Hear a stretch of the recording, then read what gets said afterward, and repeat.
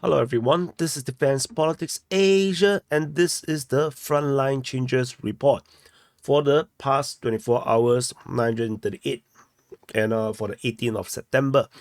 So there is again a lot of frontline changes over the past 24 hours. There is frontline changes over in the Kursk front, over in the western flank, Karenevo, Lyubimovka, Zaporizhzhia, Pishchane, in the northern part of Pishchane, Makiivka in the Svetove front, Zalizne over in the New York front, and Ukrainsk in the Pokrovsk region, Vodyane, as well as Marfopil over in the Huaypole sector of the Zaporizhzhia front. We're going to start off with the Kursk front as usual. Over the Kursk front, Ukrainian mapping have continued to claim big regions of the western flank. And because yesterday, based on the geolocation, I marked it as a judgment call. And but because this is just my judgment call, I have to put into consideration of the Ukrainian mapping. So the Ukrainian mapping have marked it as this. They also have reflected upon this, geolocation. So this geolocation, the Ukrainians also take note of this, but their front line actually looks very different. It looks like this, which is why we have to put the Ukrainian claims into this. So there will be an overlapping mapping over in this part of the western flank. And they continue to claim Uspenivka is under Ukrainian control. So, and further up north, over in this Karenevo, Lyubimovka region, this Lyubimovka, Karenevo is over here. So there is this very intriguing drone footage of Russian forces on an attack towards Lyubimovka. The interesting thing about this footage is that the footages is actually jumbled up. That means when you watch the video, it looks like you're following the movement of the armored column. But in reality, that's not the case because I did the geolocation myself and I realized that they marked this one first and then they marked this one in the video. And then they go to this one and then they come back to this one. So it's like, so it don't make sense. And I also have a lot of doubt about whether this geolocation, this is by Creamy Caprice, if this is accurate. But I can't find a better one. So this is most likely the correct one. Although when I look at the geolocation, I still feel like it's a bit unusual. This other two location is I geolocated myself based on the video footage. So this confirmed Russian control over huge parts of the forest around here. So this entire area here is under Russian control. So and the Russians were sending troops into the forest at this point. So and but the fact that this area here they are dropping troops off over here means that they are only entering here, and which means that this entire forest is unlikely to be under Russian control. Because if not, you shouldn't be dropping your troops here. And because this line is a vague line, so I have marked it as under Ukrainian control. So until further evidence, this big chunk of forest is under Ukrainian control, and the Russians are starting to infiltrate it from the attack in the north.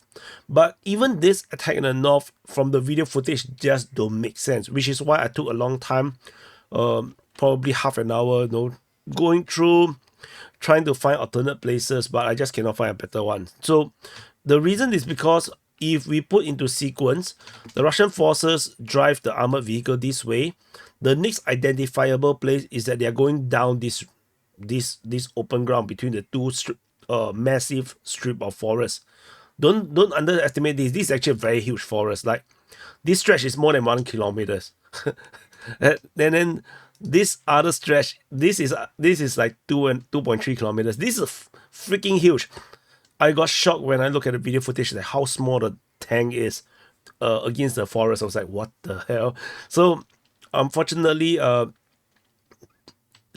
weird thing is that they are heading this direction, but somehow they landed troops here. So I was like, what the hell is this? So it took me a long time. I have been speculating if they have landed troops actually here. There is slight possibility that that could be the case, but because this then feels like the not the sensible progression of the column. It doesn't make sense that they drive all the way to this point and then head back here, which looks like they are entering from the other side. It looks like here. So it just don't make sense. So anyway, whatever it is, this looks like the best possible place. As this based on the geolocation, this still looks more likely, which is why I'm just stick to this. But most important thing is this is the three locations the Russian forces were geolocated, so confirming that the Russians have all these places. The fact that they drove down between the two strip of forest confirms that these two strip of forest is safe for the Russian forces. So this is a frontline change over in this Kerenevo Lyubimovka region. Very, very significant frontline change if you ask me, because yeah, it have very significant tactical consequences into all in terms of all these things. So after the frontline change at this very irritating place, the next frontline change is over at Cherkasskoye Pereshnoye. So there is multiple geolocation of Russian airstrikes. So Russian airstrikes in these few locations all around Rylskoye Pereshnoye as well as Cherkasskoye Pereshnoye, and this confirms Ukrainian presence in along all this entire area, which means that Ukrainians have actually captured all this area here some time ago. That's now attracting airstrikes. So this is the front line change over in this northern flank of the Kursk front. And the next front line change after this area, we jump all the way to Pishchane front.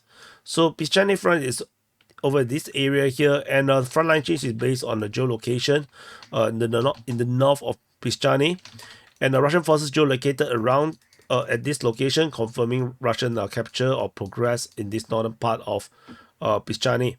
And this is also reflected on the Ukrainian mapping. So that is it for this one. And we move further south to Makiivka. So at Makiivka, south of Makiivka, there is Russian forces geolocated in a new location south of Makiivka as the Russian forces continue to attack southward to capture the rest of Makiivka. So this is interesting that we finally see some frontline change around Makiivka. So that's about it. The next jump, we are jumping very far away, all the way to Zalizne at the New York front. So over in this area, New York, at the New York front, so in case you do not know, this is New York, this is Toretsk, Nelipivka, Zalizne, and in this part of Zalizne, this is where the frontline changes is. Based on Ukrainian mapping, they have marked that the Russians have made some advance from the Zalizne region into the forest, and south of the cemetery at Toretsk. So this is yeah, interesting. So nothing much to really talk about. It's just some frontline change into forest. The forest is pretty big. It's around 1.56 kilometers. So imagine just now that stretch, that chili, the green chili. The green chili is big, is longer than this thing. so don't be duped, because the thing about the map, about Google Maps, is that the because of the earth is round, the further north you are, the shorter the distance become.